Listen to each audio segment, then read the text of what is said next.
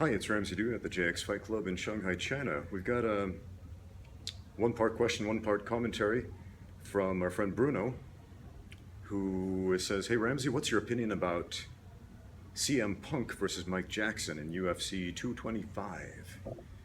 Okay, that was interesting. I didn't previously realize that the UFC had started an amateur division, which is great. I've been saying for years that the UFC should start an amateur division, particularly, I'm going to put this phone down, particularly because they are trying to branch out into new countries like China and Singapore and lots of places all over the world, and then eventually maybe even Africa, where MMA is relatively new or really unknown, and so they don't have fighters at the UFC level. But if they really wanted to get their foot in the door, yeah, they really should do more amateur fights like this. Wait, what's that? They got paid? How much? Okay, so it wasn't an amateur fight. In that case, wow, man, that's that's something else, man. Okay, so fighters can now get into the UFC with a losing record of only one fight, one loss under their belts. Okay. Well, I guess this will be great news for a lot of my friends out there who've been trying to get into the UFC for years and have outstanding fight records and are phenomenal fighters. And what's that? Oh, this was a special exception. Okay, well that kind of changes everything. In that case, I think it kind of sucks.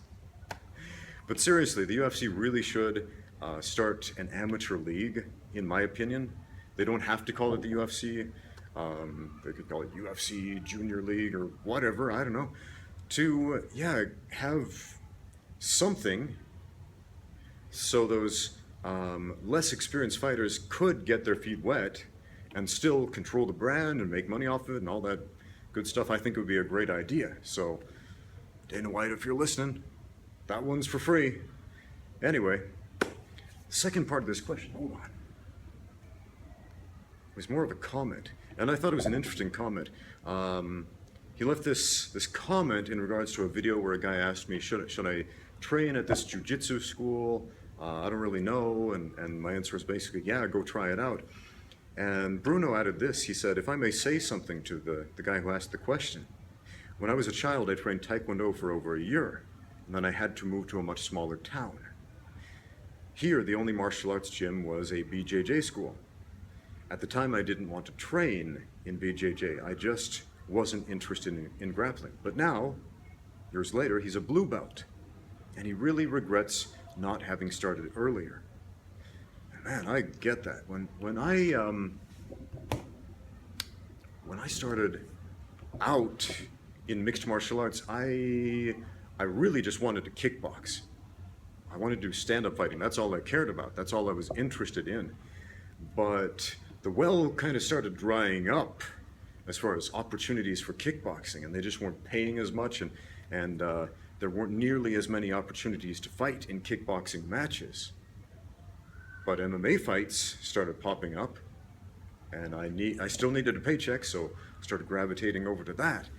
But and I was very much just training myself. I again, wasn't interested in grappling, but I had some very concerned friends who said, dude, you need to learn how to grapple. Come to our gym. And I had a friend who invited me to Pedro Sauer's gym when he was in Utah. If you don't know who Pedro Sauer is, he's an amazing, legendary black belt. Actually, I think he's a Coral belt. That's a, what is that, 6th, 7th degree black belt. I don't remember in Brazilian Jiu-Jitsu. It's the red and black stripy one they give to the grandmasters. Anyway, and Pedro, he's a black belt directly under Helio Gracie, the founder, and I had no idea who this guy was or why jiu-jitsu was important. And I went to the gym once, I was like, and I never went back. And looking back, I was like, man, if I just kept going, man, I could have could have had a black belt under Pedro Sauer and traced my lineage to the founder in 2 steps, that would have been amazing. But again, I didn't really jump on the BJJ bandwagon for a while. So, man, get started early. And if you didn't, it's not too late. Jump on that bandwagon, start learning. And yeah, CM Punk, that applies to you too, man. I know a lot of people said that they admired CM Punk for getting in the cage and showing heart and all that stuff and basically risking his reputation. And sure, absolutely, that's admirable. So from that perspective, yeah, awesome, great, good job. Slow clap. From the perspective of a fighter, on the other hand, that's not the venue that he should have made his debut in. Okay, I mean, there are so many other organizations out there that are that skill level, entry-level fighters, amateurs or entry-level pros. Okay, and skill-wise, that is what he should have done. But